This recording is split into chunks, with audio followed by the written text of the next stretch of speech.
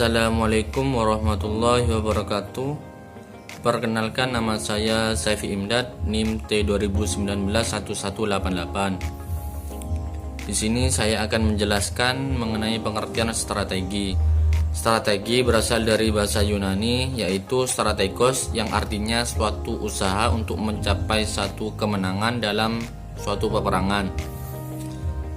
Istilah strategi digunakan dalam berbagai bidang yang memiliki esensi yang relatif sama, termasuk diadopsi dalam konteks pembelajaran yang dikenal dalam istilah strategi pembelajaran. Strategi bisa diartikan sebagai pola umum kegiatan guru anak didik dalam mewujudkan kegiatan belajar mengajar untuk mencapai tujuan yang telah digariskan, atau bisa dikatakan strategi belajar mengajar merupakan suatu serangkaian rencana kegiatan yang termasuk dalam penggunaan metode dan pemanfaatan berbagai sumber daya atau kekuatan dalam suatu pembelajaran. Menurut J.R. David, strategi pembelajaran adalah perencanaan yang berisi tentang rangkaian kegiatan yang didesain untuk mencapai tujuan pendidikan tertentu. Sementara itu, Dick and Carey berpendapat bahwa strategi pembelajaran adalah suatu set materi dan prosedur pembelajaran yang digunakan bersama-sama untuk menimbulkan hasil belajar siswa atau peserta didik. Merujuk dari beberapa pendapat di atas, strategi pembelajaran dapat dimaknai secara sempit dan luas. Secara sempit, strategi mempunyai kesamaan dengan metode, yang berarti cara untuk mencapai tujuan belajar yang telah ditetapkan.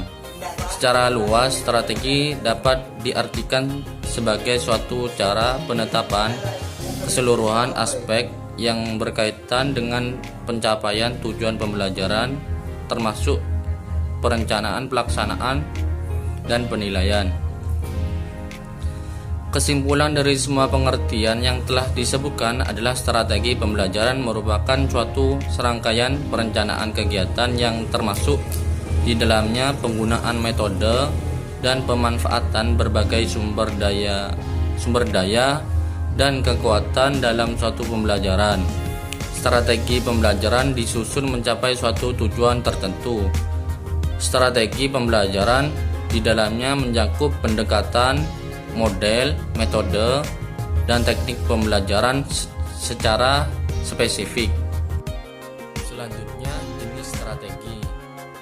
Menurut Roundtree, strategi pembelajaran dibagi ke dalam beberapa kelompok, yaitu penyampaian penemuan, exposition, discovery learning, strategi pembelajaran kelompok, dan strategi pembelajaran individual, group individual learning.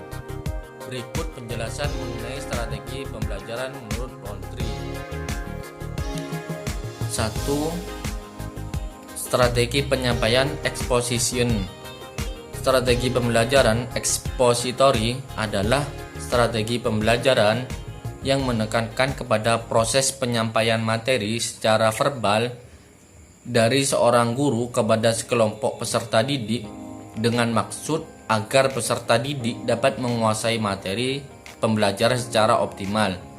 Berbeda dengan strategi discovery, yang mana bahan pelajaran dicari dan ditemui sendiri oleh peserta didik melalui berbagai aktivitas, sehingga tugas pendidik lebih banyak sebagai fasilitator dan pembimbing. Karena sifatnya yang demikian, strategi ini sering disebut juga sebagai strategi pembelajaran tidak langsung. 2. Strategi kelompok.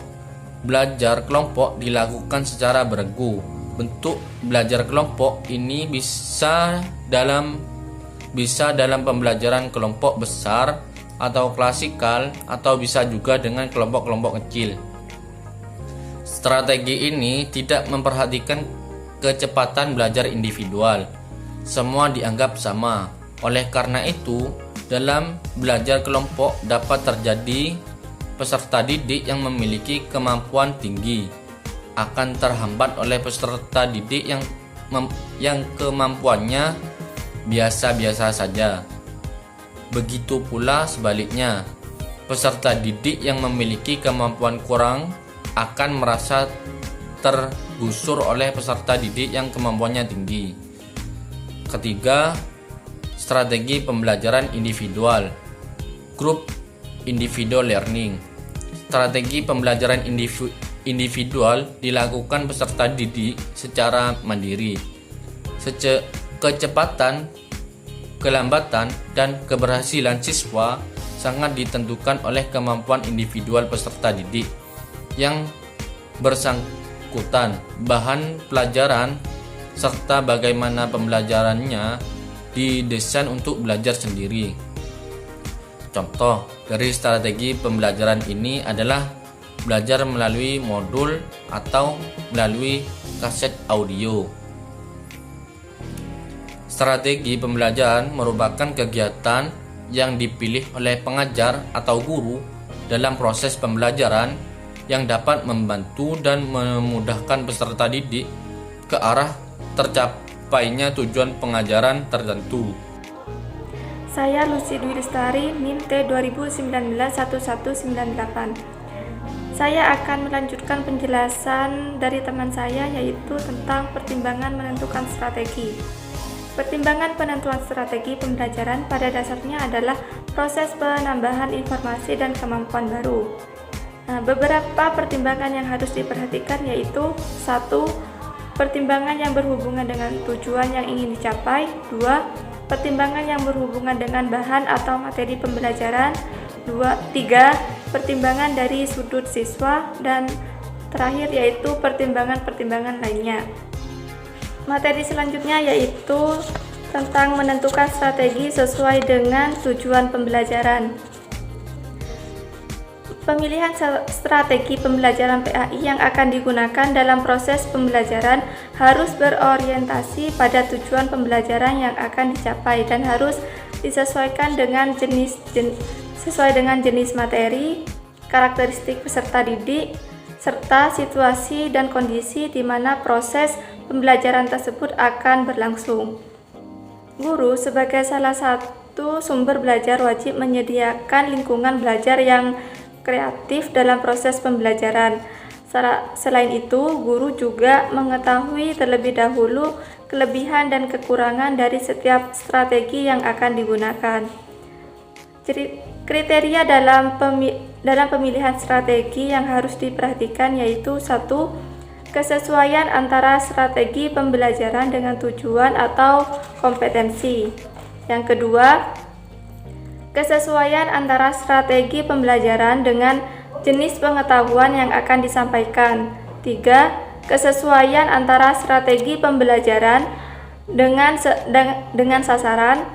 4. Biaya. 5. Kemampuan strategi pembelajaran yaitu kelompok atau individu. Yang keenam, karakteristik strategi pembelajaran yaitu kelemahan dan kelebihannya.